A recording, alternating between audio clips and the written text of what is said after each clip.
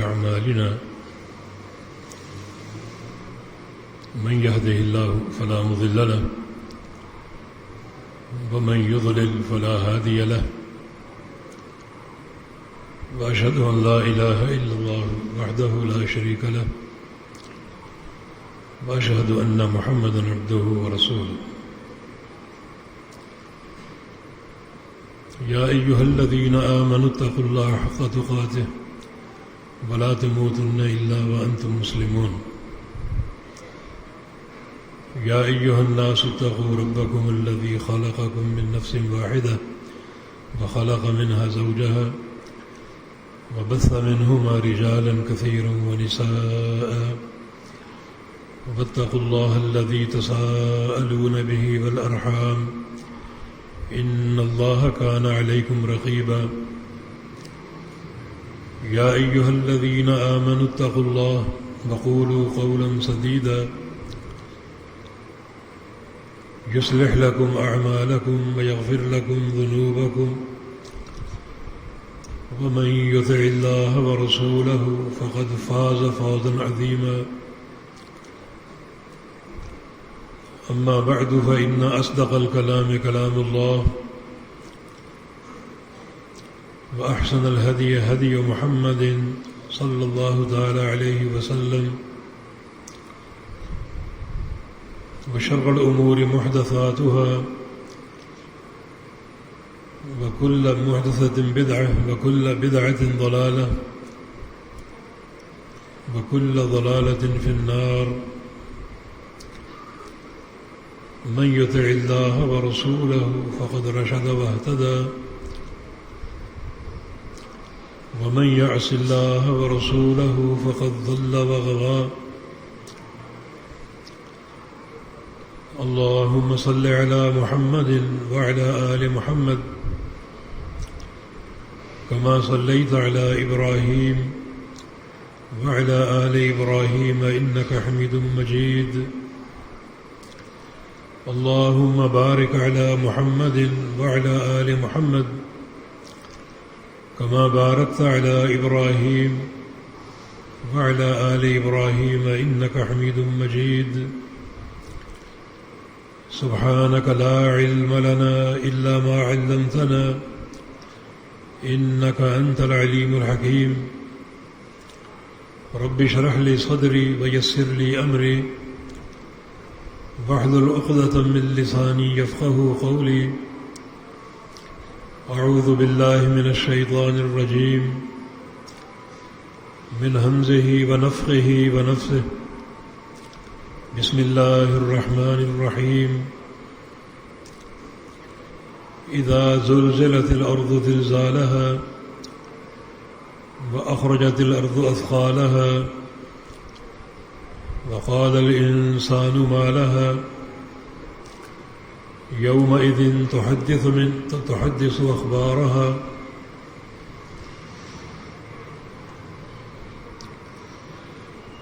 يومئذ يصدر الناس أشتاتا ليروا أعمالهم فمن يعمل مثقال ذرة خيرا يره ومن يعمل مثقال ذرة شرا يره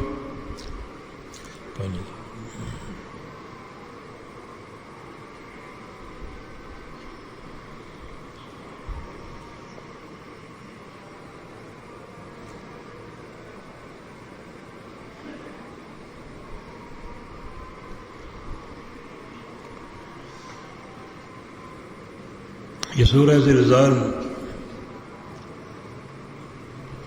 آپ نے سماعت فرمائی ہے،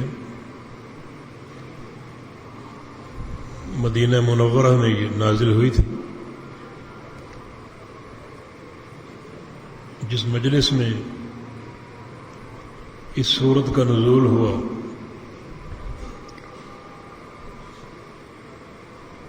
اس مجلس میں امت کے صدیق سیدنا ابو بکر رضی اللہ تعالی عنہ موجود تھے، اور جب نبی علیہ السلام نے اس سورہ مبارکہ کی تلاوت فرمائی تو ابو بکر صدیق رضی اللہ عنہ اسے سن کر بہت روئے. بہت سے مضامین کے ساتھ ساتھ اس صورت میں زمین کے بارے میں، جس زمین پر ہم رہتے ہیں، چلتے پھرتے ہیں، 3 خبریں دی گئی ہیں. بسم اللہ الرحمن الرحیم. اذا زلزلت الارض زلزالها،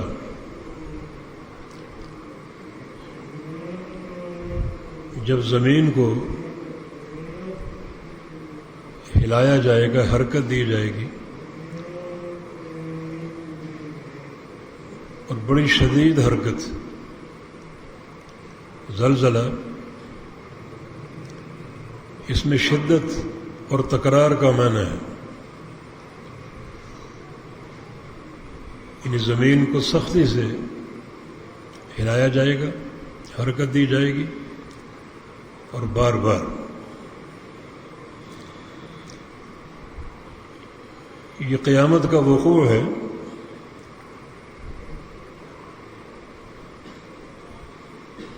قیامت کا قیام،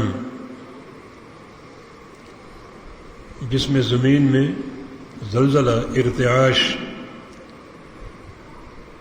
اور شدید حرکت پیدا کی جائے گی.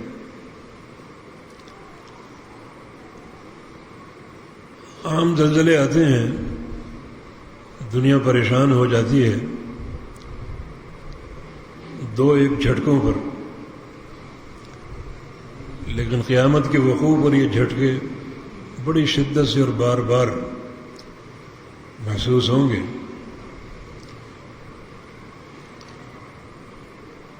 بسم اللہ الرحمن الرحیم. یا ایھا الناس اتقوا ربکم ان زلزلۃ الساعۃ شیء عظیم. اے لوگو، اپنے رب سے ڈر جاؤ، بے شک قیامت کا زلزلہ بہت بڑی شے ہے، بڑی خطرناک، جس کی شدت ان 3 باتوں سے اجاگر ہوگی. یوم ترونها تذهل كل مرضعة عما ارضعت. ان جھٹکوں کو دیکھ کر ہر وہ عورت جس کی گود میں دودھ پیتا بچہ ہوگا، وہ اپنے بچے سے غافل ہو جائے گی. اس کی طرف کوئی توجہ نہ ہوگی. اس کی جہاں مرضی وہ گرے پڑے، کوئی توجہ نہ ہوگی. حالانکہ گود میں دودھ پیتا بچہ، بڑی اس کی کشش ہوتی ہے، اور بڑی شدت کے ساتھ اس کو اپنی ماں کی ضرورت ہوتی ہے، اور ماں بھی یہ بات جانتی ہے. لیکن قیامت کے جھٹکوں کو دیکھ کر وہ اپنے بچے کو فراموش کر دے گی.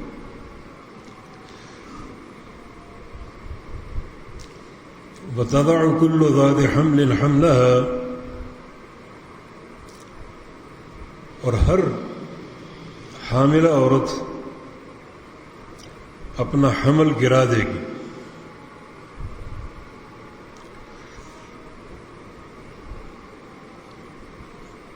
جو اس ہولناکی کو دیکھ کر اپنے بچے کو جنم دے دے گی.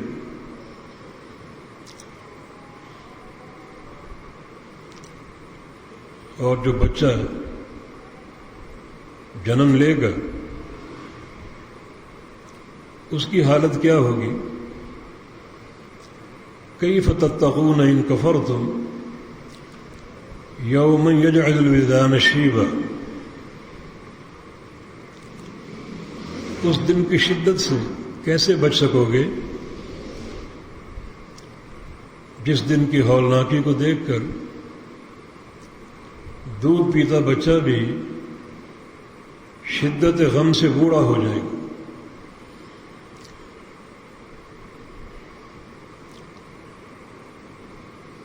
تو یہ دونوں باتیں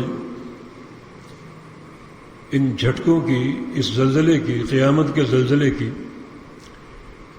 شدت کو واضح کر رہی ہیں۔ وَتَرَى النَّاسَ سُكَارَىٰ وَمَا هُم بِسُكَارَىٰ، اور آپ دیکھیں گے کہ لوگ، ان پر ایک بے ہوشی کی کیفیت ہوگی۔ یہ بے ہوشی کسی نشے کی نہیں ہوگی، وَلَٰكِنَّ عَذَابَ اللَّهِ شَدِيدٌ، اللہ کا سخت عذاب ان کے پیش نظر ہوگا، جس کی بنا پر ان پر ایک نیم مردنی کی کیفیت طاری ہوگی، جیسے مرنے والے ہیں۔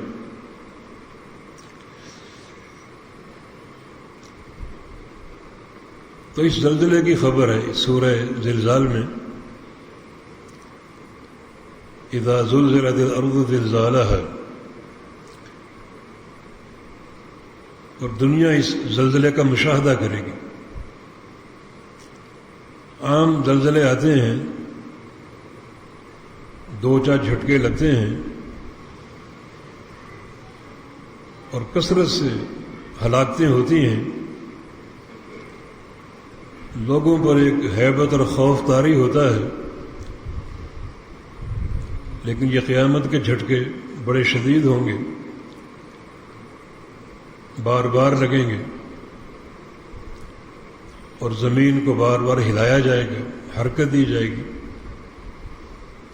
تو یہ قیامت کا وقوع ہے۔ دوسری خبر، وَأَخْرَجَتِ الْأَرْضُ أَثْقَالَهَا، زمین نکال دے گی باہر اپنا بوجھ یا اپنی امانتیں۔ ثقل بھاری امانتوں کو بھی بولا جاتا ہے، جیسے نبی علیہ السلام کی حدیث ہے، ترکت فیکم ثقلین، کہ میں تمہارے بیچ دو بڑی بوجھل امانتیں چھوڑے جا رہا ہوں۔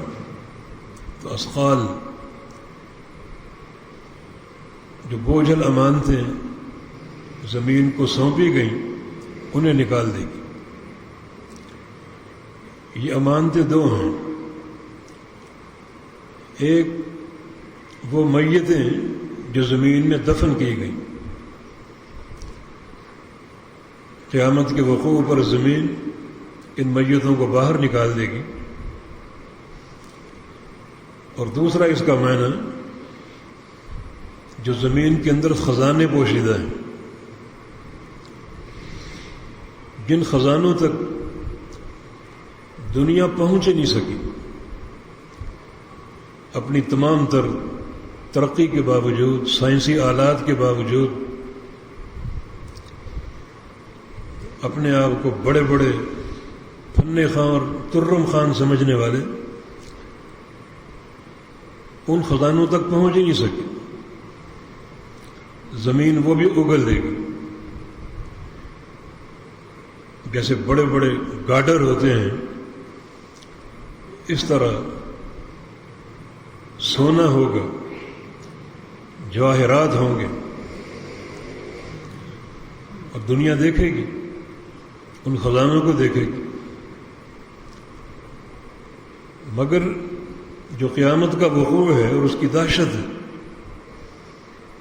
اس بنا پر ان کی خزانوں کی طرف کوئی توجہ نہ ہو، سونا بکھرا پڑا، بڑے بڑے گارڈروں کی شکل، جیسے ستون ہوتے ہیں، کھجور کے درختوں کے تنے ہوتے ہیں، کوئی توجہ نہ ہو۔ نبی علیہ السلام نے قیامت سے قبل سونے کے ایک پہاڑ کی خبر دی ہے، لا تقوم الساعة حتى يحسر الفرات عن جبل من ذهب، اس وقت تک قیامت قائم نہیں ہوگی جب یہ فرات نہر جو عراق میں ہے اور کئی شہر اور ملکوں تک پھیلی ہوئی ہے، یہ سرک نہ جائے سونے کے ایک پہاڑ سے۔ اس کے پانی کا رخ اچانک تبدیل ہوگا، اور جہاں بڑی پانی کی گہرائی ہوگی وہ جگہ پانی سے خالی ہو جائے گی، اور اچانک وہاں ایک پہاڑ نمودار ہوگا سونے کے، بہت بڑا پہاڑ۔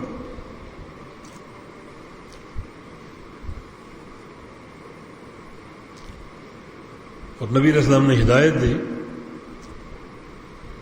کہ اگر تم وہ پہاڑ دیکھ لو تو اس سونے کو حاصل کرنے کی کوشش نہ کرنا، وہاں بڑی ہلاکتیں ہوں گی، بڑے لوگ مر مر کر گریں گے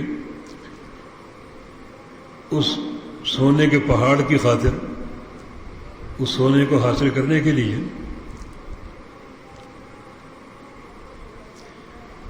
کہ تم اس کے قریب نہ جانا، یہ حرص سونے کی چھوڑ دینا، جو قریب جائے گا وہ جنگوں کی لپیٹ میں آ کر ہلاک ہوگا، اور دنیا کو ہلاک ہونے دو۔ یہ یہود و نصارہ ہی ہوں گے جن کی نظر ہماری ثروتوں پر ہے، ہمارے خزانوں پر ہے، ہماری معادن کی طرف، پیٹرول کی طرف، اور جو بھی مال و اسباب اللہ نے مسلمانوں کو عطا فرمائے ہیں ان کی طرف وہ کتوں کی نظروں سے دیکھتے ہیں، ان کو آپس میں لڑنے اور مرنے دینا۔ بڑی وہاں لاشیں گریں،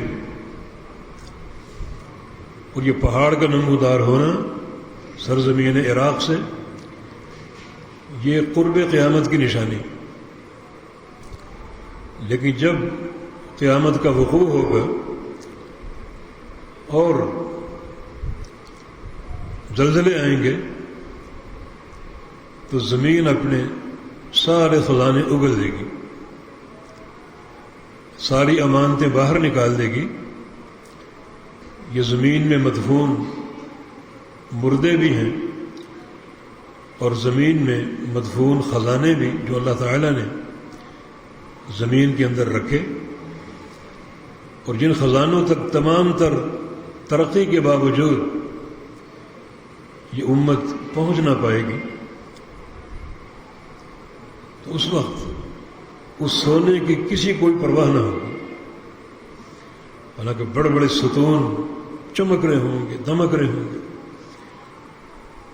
سونے کی چمک ہوگی، مگر کسی کی کوئی توجہ نہ ہوگی۔ وَإِذَا الْعِشَارُ عُطِّلَتْ، ایک اور مقام پر جب قیامت کا وقوع ہوگا تو حاملہ اونٹنیوں کو چھوڑ دیا جائے گا۔ یہ حاملہ اونٹنیاں یہ عرب کا سب سے قیمتی سرمایہ تھا۔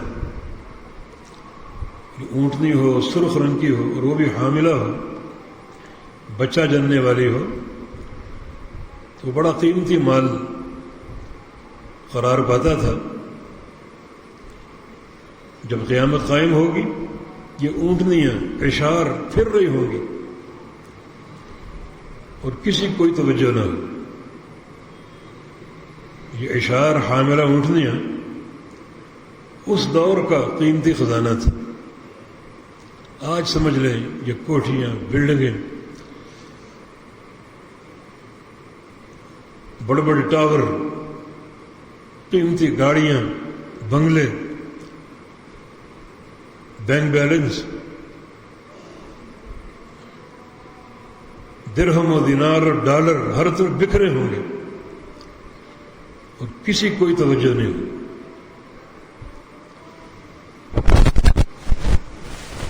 قیامت کا وقوع اور قیامت کا چہرہ یہ لوگ دیکھ چکے ہیں۔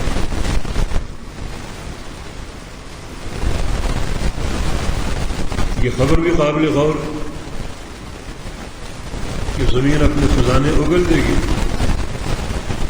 لیکن قیامت اور موت کی دہشت اس قدر طاری ہوگی کہ ان خزانوں کی طرف کوئی توجہ نہ ہوگی۔ ہم نے عمرو بن عاص کا واقعہ کئی بار آپ کو بتایا، جو موت کے دھانے پر تھے، نبی علیہ السلام کے عظیم صحابی، جرنیل، بہت سے علاقوں کے فاتح، مرض الموت میں بلکہ سکرات الموت طاری ہیں، بہت بڑے تاجر تھے۔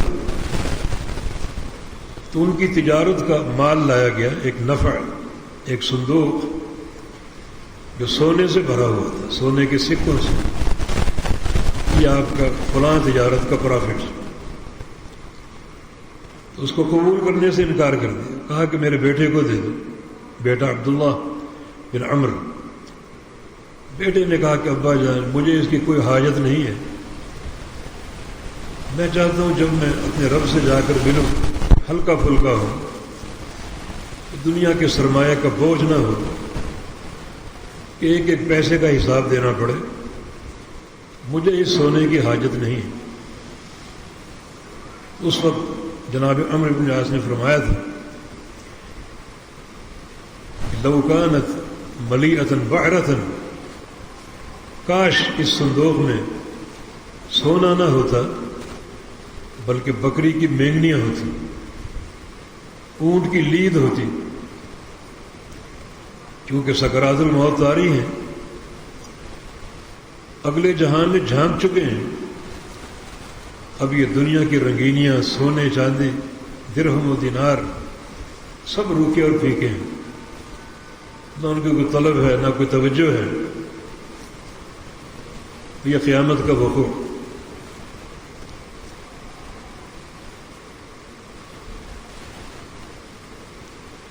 وقال الانسان ما لها، انسان شدت خوف سے کہے گا یہ زمین کو کیا ہو گیا، یہ جھٹکے اور یہ حرکتیں، یہ ارتعاش اور زمین کا پھٹ جانا اور سربتوں کا نکل آنا، کیا ہو گیا زمین۔ یہ انسان کے الفاظ اس کے خوف کی شدت کی بنا پر ہوتا ہے۔ تیسری خبر، یومئذ تحدث اخبارها، اس دن یہ زمین اپنی خبریں بھی ظاہر کر دے گی اور کھول دے گی۔ جو زمین کے اندر پوشیدہ راز ہیں وہ زمین سارے بیان کر دے گی۔ یہ راز کیا ہے؟ ہر انسان کی، حضرت انسان نے جو کچھ کیا ہے زمین کی پشت پر کھڑے ہو کر کیا، نیکی ہو یا برائی ہو، زمین ہر بندے کی ہر راز سے آگاہ ہے، بندے کی ہر حرکت کا مشاہدہ کرتی ہے، پوری طرح ہر انسان کی رازدان ہے۔ تو قیامت کے وقوع پر زمین تمام راز اگل دے گی، بیان کر دے گی، اور کوئی راز چھوڑے گی نہیں، کیونکہ آگے کیا ہے؟ بِأَنَّ رَبَّكَ أَوْحَىٰ لَهَا، زمین تمام خبریں دے گی کیونکہ تیرے رب کا زمین کو آرڈر ہوگا کہ ہر خبر کھول دو، ہر خبر بیان کر دو، کوئی بات چھپانی نہیں ہے، کوئی راز سینے میں نہیں رکھنا، ہر راز کو اگل دو، ہر خبر دے دو۔ تو پھر زمین کیسے کسی خبر کو چھپا سکے گی؟ یہ موقف بڑا خطرناک، جب یہ زمین ہمارے ہر خیر اور شر کی گواہی دے گی۔ یہ اللہ کا فضل کہ اس نے ہمیں یہ خبر دے دی۔ اب یہ لمحہ فکریہ ہمارے لیے ہے کہ ہم زمین کو کیسی امانتیں دیں، کیسے راز زمین کے سینے میں ڈالیں، کیونکہ ہر راز برآمد ہوگا، ہر راز باہر آئے گا۔ یہ بات ہم نے سن لی، اب ہمارا رد عمل کیا ہونا چاہیے کہ زمین کے سینے میں ہمارے کس قسم کے راز ہوں، کیونکہ یہ سارے راز قیامت کے دن منکشف ہوں گے، کھلیں گے۔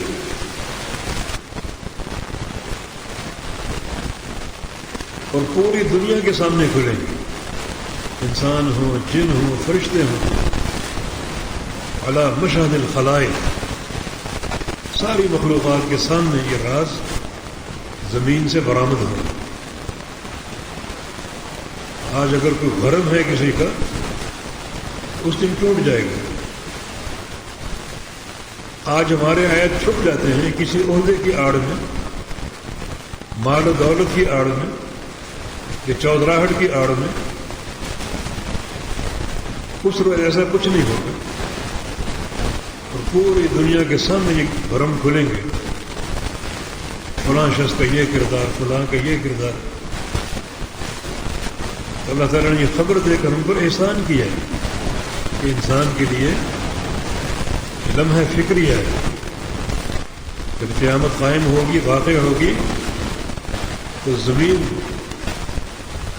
جو ہر بندے کی ہر راز کو جانتی ہے، کیونکہ سارے کام زمین کی پشت پر ہوئے، تمام راز اگل دے گی اور کوئی خبر چھپائے گی نہیں، کیونکہ بِأَنَّ رَبَّكَ أَوْحَىٰ لَهَا، تیرے پروردگار نے زمین کو آرڈر کر دی، ہر شخص کی ہر بات کو بتاؤ، ہر بات کو عیاں کر دو، ظاہر کر دو۔ یہ سارا یہ قیامت کا وقوع ہے، ان سارے مشاہد کا ہم کو سامنا کرنا پڑے گا۔ یہ کیسے یہ قابل برداشت ہے؟ جب زمین میں ارتعاش آئے گا، زلزلے آئیں گے، جھنجھوڑی جائے گی، زمین ہلائی جائے گی،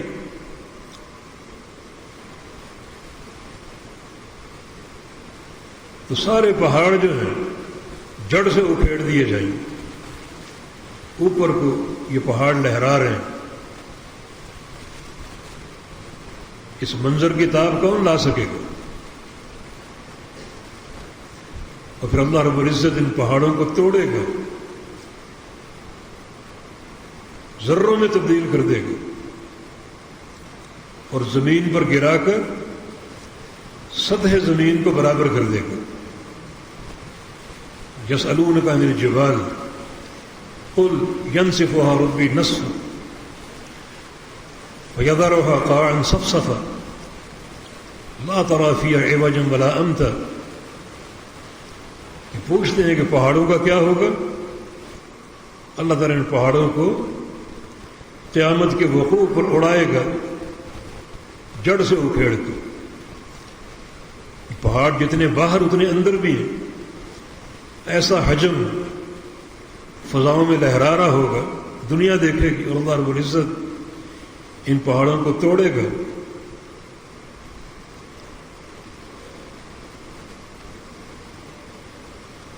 اور ذرے بنائے گا،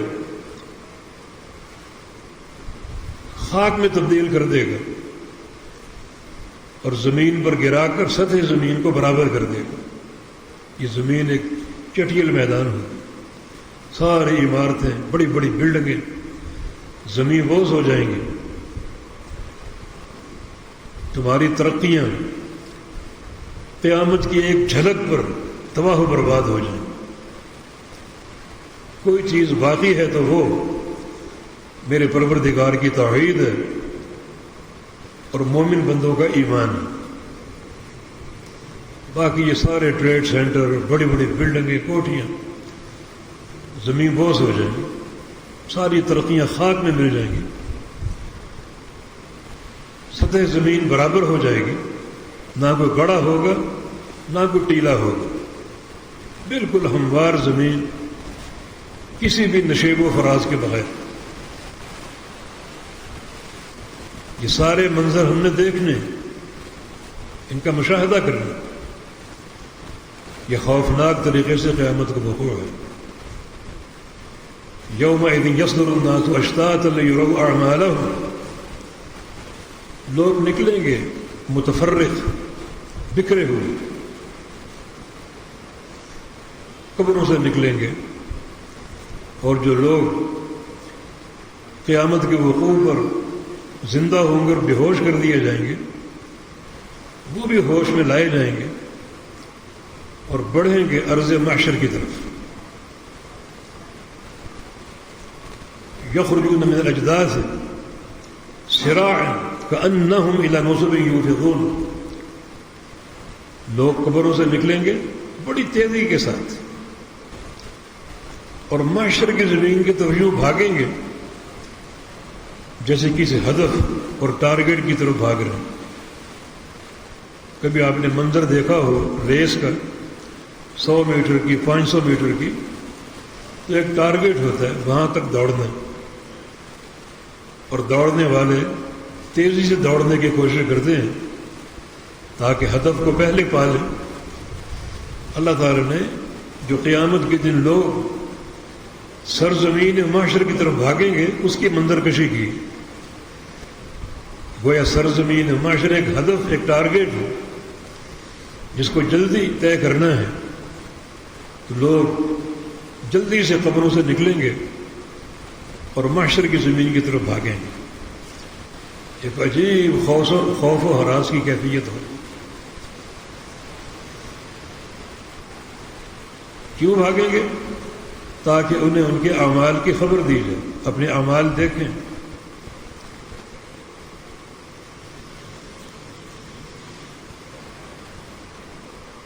جو عمل دنیا میں کر رکھے ہیں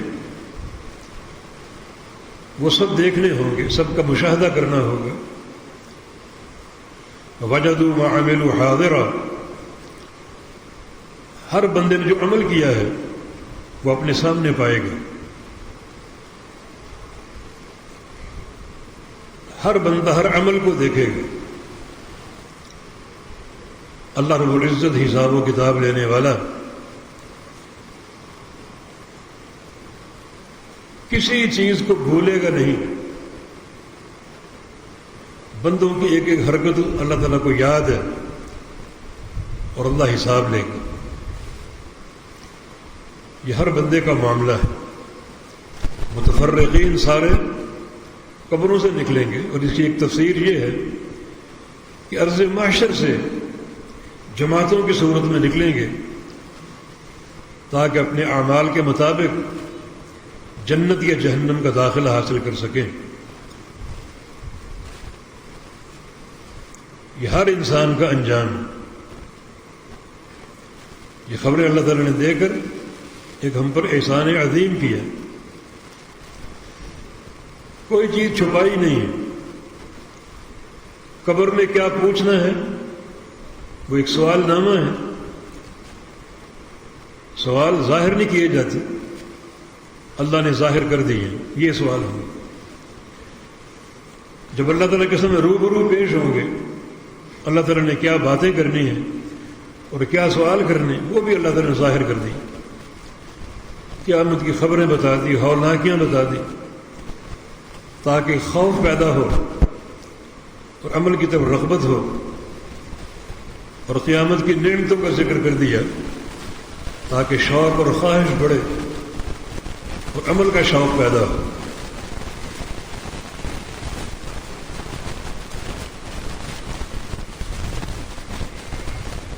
اور آخر میں اللہ رب العزت نے دونوں قسم کی جماعتوں کے بارے میں خبر دی.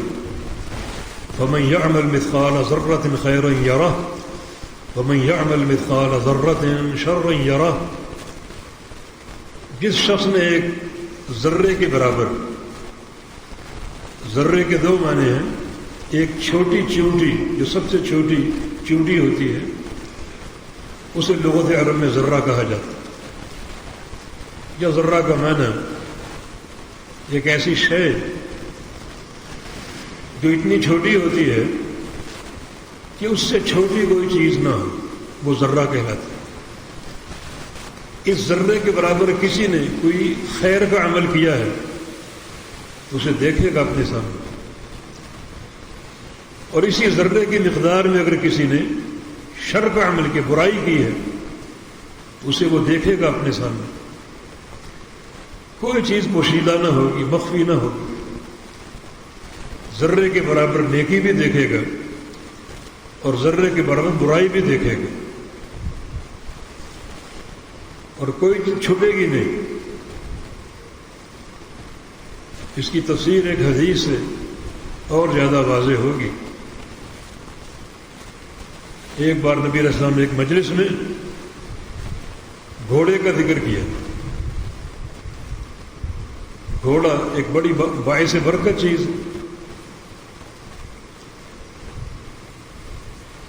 بالخصوص جہاد کے میدانوں میں گھوڑوں کا ایک کردار۔ اس ترقی یافتہ دور میں بھی بعض مرحلے ایسے آتے ہیں کہ ہماری سائنسی ایجادات فیل ہو جاتی ہیں اور وہاں گھوڑے کام آتے ہیں۔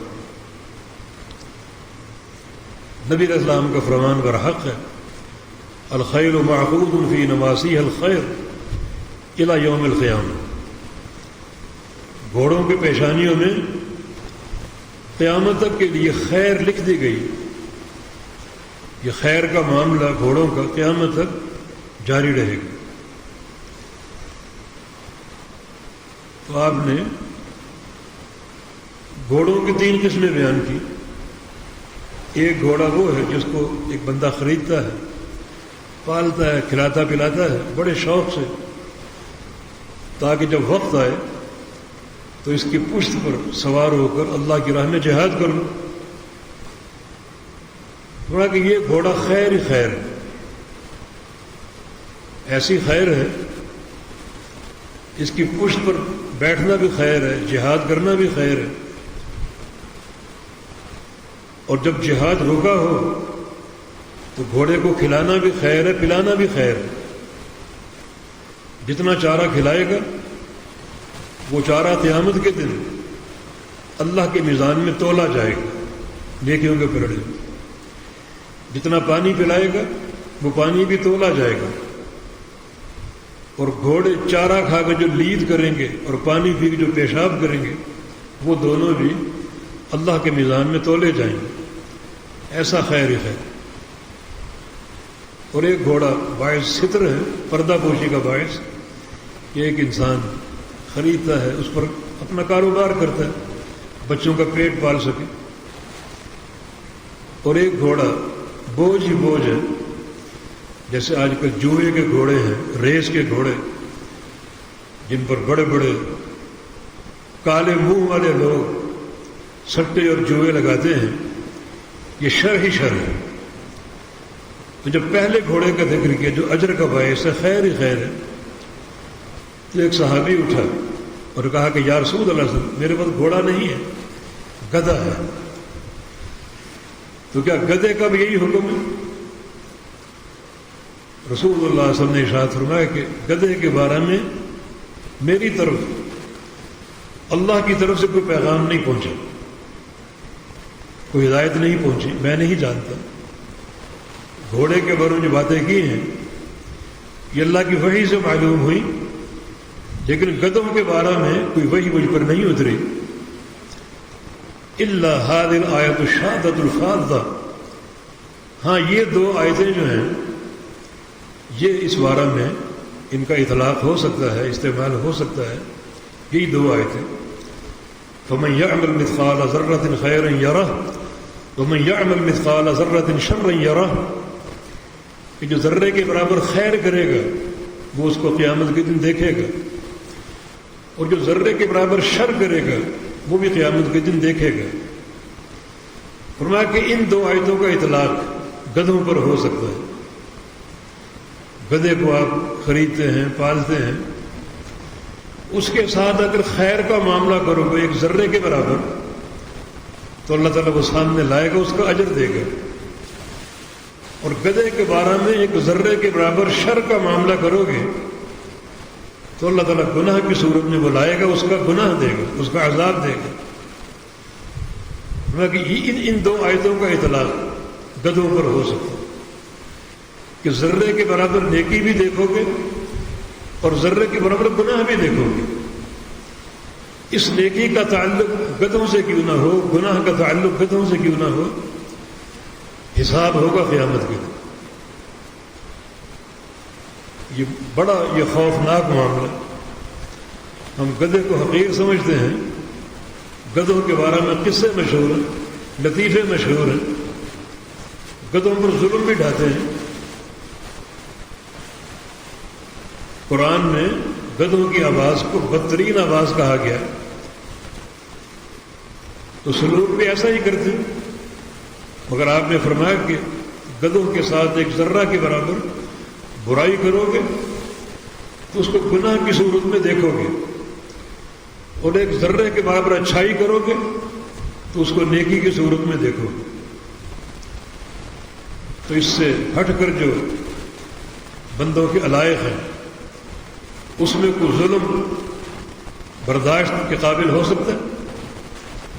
ان گدھے کے ساتھ یہ تعلق جس کا حساب و کتاب ہوگا، جو انسانی رشتے ہیں، باپ کا تعلق بیٹوں سے، بیٹوں کا تعلق باپ سے، شوہر کا بیوی سے، بیوی کا شوہر سے، بھائیوں کا تعلق، بہنوں کا تعلق، پڑوسیوں کا تعلق، دوست و احباب کا تعلق، ان سارے علائق میں ذرے کے برابر خیر ہوگی تو اس کو نیکی کی صورت میں دیکھو گے، اور ذرے کے برابر شر ہوگا تو گناہ کی صورت میں دیکھو گے۔ اگر گدھے کے ساتھ سلوک قیامت کے دن سامنے آئے گا تو باقی رشتے تو بہت اعلیٰ عرفہ ہیں، ان کا حساب و کتاب کیوں نہ ہو؟ تو ان سارے تعلقات میں ایک اعتدال پیدا کرو، اللہ تعالیٰ کے خوف کی بنا پر۔ یہ جو نبی علیہ السلام کی حدیث ہے، ان خیر و شر کی معرفت میں، ان دو آیتوں کی روشنی میں یہ حدیث بڑی قابل غور ہے کہ کس طرح خیر و شر کے معاملے کو سامنے لایا جائے گا، اور خیر و شر کی حقیقت کیا ہے۔ گدھے کا سلوک بھی خیر و شر کے میزان میں تولا جائے گا، تو باقی پھر کیا باتیں رہ گئی، باقی معاملات کیا رہ گئے؟ تو بہت زیادہ یہ حدیث غور و فکر کی دعوت دیتی۔ اس حدیث کا آخری، اس سورہ مبارکہ کا آخری حصہ، فَمَن يَعْمَلْ مِثْقَالَ ذَرَّةٍ خَيْرًا يَرَهُ وَمَن يَعْمَلْ مِثْقَالَ ذَرَّةٍ شَرًّا يَرَهُ۔ ایک ذرہ کے برابر خیر کرو گے اس کو دیکھو گے، شر کرو گے اس کو دیکھو گے، نیکی اور گناہ کی صورت میں، جزا اور سزا کی صورت میں۔ تو بڑا یہ بھیانک معاملہ، بڑا قابل توجہ ہے اور غور و فکر کی دعوت دیتے ہیں۔ یہ سورہ مبارکہ خلاصہ اس کا یہ ہے کہ اس میں قیامت کے چہرے کا ذکر ہے، بڑے خوفناک طریقے سے قیامت کا وقوع، قیامت کے زلزلے، زلزلوں کی شدت، اس موقع پر ہونے والے بعض امور جن کو بار بار دیکھو اور پڑھو، اور اپنی زندگی کا جو مستقبل ہے، آئندہ کے جو ایام ہیں، لیل و نہار ہیں، ان کا تعین کرو۔ ہمیں کیسا ہونا چاہیے، کیسا بننا چاہیے، کس طرح ہم قیامت کے لیے تیار رہیں۔ یہ دن آنے والا ہے، ایک بندے کی موت ہی اس کے لیے قیامت ہے، حساب و کتاب شروع ہو جائے گا، اور جزا اور سزا کا معاملہ اس کا آغاز ہو جائے گا۔ یہ ساری چیزیں بڑی غور و فکر کی دعوت دیتی ہیں۔ اللہ پاک ہمیں غور و فکر کی توفیق دے، اللہ ہمیں اصلاح احوال کی توفیق دے۔ یا اللہ ہمارے اندر قیامت کی استعداد پیدا فرما دے، یا اللہ ہم سے راضی ہو جائے، اپنی رحمت کا مستحق قرار دے دے، ہمارے گناہوں کو معاف فرما دے، ہمارا اخروی معاملہ تیری رضا اور رحمت اور محبت کے ساتھ ہو۔ یا اللہ اپنی توحید، اپنے پیارے پیغمبر کی سنت ہمارے ظاہر و باطن میں پیوست کر دے، ہر سانس میں توحید ہو، ہر سانس میں تیرے پیغمبر کی سنت ہو، تیری اور تیرے حبیب کی محبت ہو. یقین یہی چیزیں کامیابی کا توشہ ہے اور آخرت کی فلاح کا ذخیرہ ہے. والتوفیق بید اللہ تعالی. اقول قولی هذا واستغفر اللہ لی ولکم، وآخر دعوانا ان الحمد للہ رب العالمین.